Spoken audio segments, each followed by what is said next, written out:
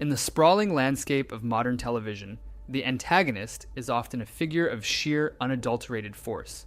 We are accustomed to villains who impose their will through violence, coercion, or systemic oppression. However, Squid Game introduced us to Il-nam, a character who defies these prosaic tropes. Most villains take away a hero's agency. Il-nam's true brilliance and his most terrifying trait is that he does the exact opposite. He restores it. He operates not as a dictator, but as a facilitator of human nature. To understand why Il-nam is a masterclass in antagonistic writing, we must look past the green tracksuit and the brain tumor and examine the Machiavellian precision with which he engineered a game built entirely on the foundation of volition. The brilliance of Il-nam's writing truly shines upon rewatching the show. When we first see him, he is the picture of helplessness. Amid a crowd of desperate younger people screaming and fighting, he is just a tiny, frail old man sitting on a giant metal bed. He looks like someone who wandered into the wrong room. He becomes the narrative's grandfather, a character toward whom we feel a protective, almost filial instinct. The show does a wonderful job appealing to our sensitive side, with countless examples. During the special game when he begs for the massacre to stop, when he wets his bed, when he is mocked before a tug of war, despite his strategy being the sole reason Gi-hoon's team survives, when he gives Gi-hoon his jacket before the fourth game and seemingly accepts his fate of being cast aside, waiting for his sentence. But the most emotional moment is, without a doubt, his sacrifice during the marble game. If you didn't cry there, you were lying. The series masterfully paints Il-nam as this fragile elder with a touch of dementia. It makes all of us ask, what if our grandfather were there instead? On first watch, we empathize with Il-nam. On the second, we realize that everything he did had an alternative motive behind it. In the special game where he begs for the massacre to stop, we initially interpret it as a cry for help from a desperate old man. In reality, Il-nam knew beforehand what would happen after the lights went out. He also knew that if he told the guards to intervene, his word would be law. They would obey him. He was never truly in danger. He controlled the narrative perfectly. He positioned himself somewhere safe before the event began. And once he decided that enough players had been eliminated, he called for it to stop. Given his prior experience running the games, he most likely knew the standard duration for this kind of chaos. He didn't want to lose too many players and render the remaining games unplayable. To truly grasp the depth of Il-nam's character, we must examine how he weaponized vulnerability. In most TV shows, the villain is the strongest person in the room. In Squid Game, the villain is the person you would most likely want to help cross the street. Il-nam's strategy was to become the burden. By playing the role of the weak link, he forced the other players to make moral choices. Think about the moment when they must pick partners for the marble game. No one wants the old man. He sits in the corner, fully aware that being the odd man out usually means death. Yet instead of begging for help, he accepts his fate with quiet dignity. This makes Gi-hoon's decision to partner with him feel heroic, but in reality, Il-nam was in control the entire time. He wasn't waiting for a savior, he was waiting for a subject. He wanted to see whether anyone in this pressure cooker of desperation would sacrifice their own safety for someone who offered zero strategic value. When Gi-hoon steps forward, he isn't saving a life. He is unknowingly participating in Il-nam's favorite social experiment. His sacrifice during the marble game also has more depth than it initially appears. At first, we believe Il-nam realizes he cannot survive until the end.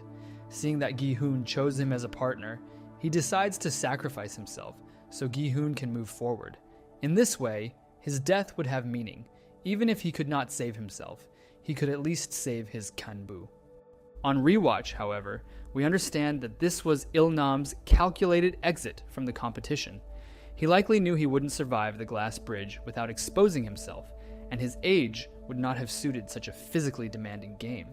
In fact, jumping from tile to tile would have been far more revealing and risky than participating in tug of war. But what if I told you this scene has even more depth? The Gganbu episode is the apogee of Il-nam's antagonistic arc.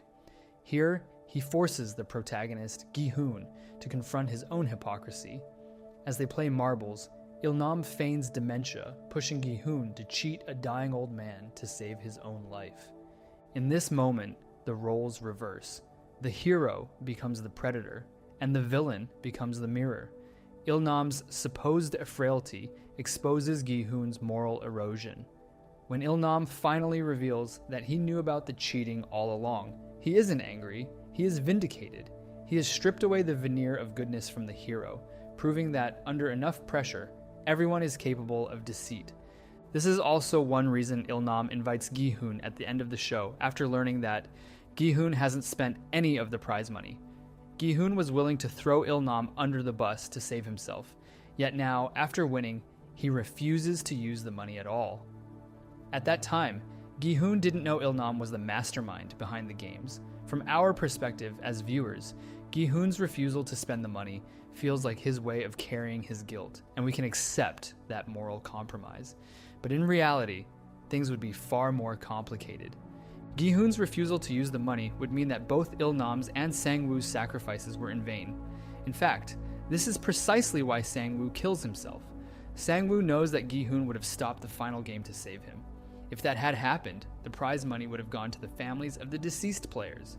Sang-woo understands that all the pain, all the deaths, and everything they endured would be meaningless, so he makes the ultimate sacrifice, redeeming himself by taking his own life. By refusing to use the money, Gi-hun would effectively allow all of that suffering to mean nothing. But Il-nam's brilliance doesn't end with the initial display of fragility or the plot twist revealing him as the ultimate villain. What truly sets Il-nam above other antagonists is his motive and his mindset regarding his own actions. Il-nam does not see himself as the villain. He does not see himself as the monster who forces 456 people each year to kill one another. He sees himself as a savior. Having too much money and influence transformed him into a god in his own mind. This is what is truly terrifying about Squid Game. There is always the lingering question, could this happen in real life? Could the VIPs be real people? With the recent release of the Epstein files, we see that this is disturbingly plausible, and that is perhaps the most terrifying aspect of all. The idea that Il-nam is not merely a fictional construct, but a character who can be correlated with real-world events adds a chilling layer of realism. But that is a discussion for another time. To fully understand Il-nam's brilliance, we must revisit the most consequential moment of the series, the vote to terminate the games in Episode 2. This scene separates Il-nam from every other death game mastermind in fiction. In franchises like Saw or The Hunger Games, participants are held against their will. In Squid Game, Il-nam provides an exit. As the votes are cast, the tally reaches a 100 to 100 deadlock. The power to continue the slaughter or dissolve the contract rests entirely with Il-nam. A traditional antagonist, driven by sadistic impulses, would have voted to stay, eager to watch the carnage of red light, green light continue. Instead, Il-nam votes to leave. This is a masterstroke of psychological manipulation. By casting the deciding vote to free the players, he performs a soft reset on their morality. He understands the socio-economic paralysis of modern South Korea. He knows that once these individuals return to the real world, a world of mounting debt, predatory lenders, and systemic neglect, they will realize that the game is the only place where they have a fair chance. This idea is perfectly encapsulated by the episode title Hell. The brilliance of that title lies in the question it forces us to ask. What is the real hell? Is it the deadly playground the players escaped from, or the reality they return to once they are back in South Korea? This distinction is what places Il-nam above In-ho as both the villain and the mastermind of the games. Seasons 1 and 2 create a powerful parallel between the two. Il-nam chose to stop the games. In-ho chose to continue them. That moment was the definitive contrast between them. In-ho sought to break Gi-hun. Il-nam, meanwhile, always viewed himself as the fair one, a man who offered players a choice, not a monster who trapped them without consent. Il-nam is a master of human psychology. When the players vote to leave, they believe they are returning to safety. But the second episode, titled Hell, takes place not on the island, but in the streets of Seoul. This is Il-nam's most cunning move. By voting to let them go, he is not being merciful. He is giving them a reality check. He knows that the hell of the games has structure, food, and a possibility of wealth. The hell of their real lives has no structure, no mercy, and no escape. Ilnam understands a dark truth. Choice only has meaning when you have real options. For these players, freedom is an illusion. They return to a world where they are hunted by loan sharks, shamed by their families, and ignored by a cold, capitalistic society. By the time they stand on that rainy street corner, waiting for the van to take them back to the island, they are not being kidnapped. They are choosing the game. This is what makes Ilnam a top-tier antagonist. He does not need to lie or physically force anyone to stay. He simply lets them go home and allows their circumstances to collapse around them. He proves that the world he built, where you might die, but you might also win, appears more hopeful than the world they endure every day. The brilliance of the title Hell is that it forces the audience to confront an uncomfortable realization. The colorful playground of death feels almost like a sanctuary compared to the crushing weight of systemic poverty. Ilnam's mercy is, in fact, his most brutal weapon. He does not just break bodies in the games, he breaks the players' belief that they are free. He turns their own volition against them, ensuring that when they return, they can no longer claim to be victims. They become willing participants in a massacre, all because Ilnam was intelligent enough to let them walk away for a single day. The final dialogue between Gi-hun and a dying Ilnam is one of the most profound sequences in modern television. It takes place in a cold, sterile hospital room overlooking a wintry city, a setting as bleak as Ilnam's worldview. Here, the masks are finally off. Ilnam is no longer the Gganbu friend. He is the unapologetic architect of a massacre. When Gi-hun calls him a monster and accuses him of murdering innocent people, Ilnam responds not with guilt, but with logical defiance. He reminds Gi-hun of the most uncomfortable truth in the entire series. I never forced anyone to play. To Ilnam, the players were not victims of cruelty, but willing participants in a contract they signed, not once, but twice. He sees them as adults who made a rational calculation.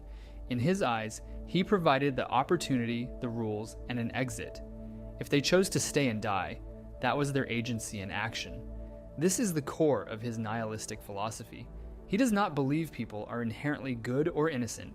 He believes they are creatures of desire who will trade their lives, and the lives of others, for a chance at the top.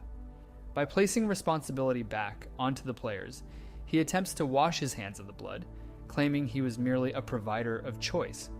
To prove his point one final time, Ilnam proposes a last bet. He points to a homeless man freezing to death on the street below and wagers that no one will help him before the clock strikes midnight. This bet is the ultimate distillation of Ilnam's character. Even on his deathbed, he cannot stop gambling. He treats the life of a suffering human being as a prop in his philosophical argument. For Ilnam, the world is a place where empathy is a myth and self-interest is the only truth. As the seconds tick down, Ilnam watches the street with cynical anticipation. He wants to be right. He needs to be right. If no one helps that man, then his entire life, his wealth, his games, and his cruelty is justified. It would mean he was not a villain, but a realist who simply accepted the world as it truly is. The tragedy and the brilliance of the writing is that Ilnam dies just moments before a passerby alerts the police to help the homeless man. Because his eyes close forever at that exact moment, Ilnam dies with the smug satisfaction of a winner. He leaves the world believing his dark philosophy was correct. He never sees the act of kindness that would have proven him wrong. This creates a bittersweet ending for the audience. Humanity wins the bet. But the villain dies without ever confronting his mistake. The timing of this final confrontation is not accidental. It takes place on Christmas Eve, as the clock strikes midnight and Christmas Day begins. In literature and film, Christmas symbolizes rebirth, hope, and new beginnings. But in Ilnam's world, that symbolism is twisted into something far darker. For Ilnam, Christmas marks his exit. He dies at the birth of a new day, convinced he has completed his great work. In his mind, he is a godlike figure who has finished his final experiment. For Gi-hun, however, it represents a painful awakening. After Ilnam's death, Gi-hun dyes his hair red, a color symbolizing transformation and resolve. It marks his shift from passive survivor to active challenger. Ilnam, whose name can be translated as first man, plays at being a creator. The Christmas setting suggests a blasphemous parallel. While Christmas celebrates the birth of a savior who dies for humanity's sins, Ilnam is a man who allowed humanity to die for his own amusement. The snow falling outside acts like a white veil, blurring the line between the hell of the games and the hell of the city. It suggests that even during a season of goodwill, the systems Ilnam built remain intact. The game does not end simply because its host is gone. Most villains want to change the world. Ilnam's power lies in the fact that he accepts the world exactly as it is, and simply chooses to play with it. He did not invent greed. He did not invent poverty. He merely built a stadium for them.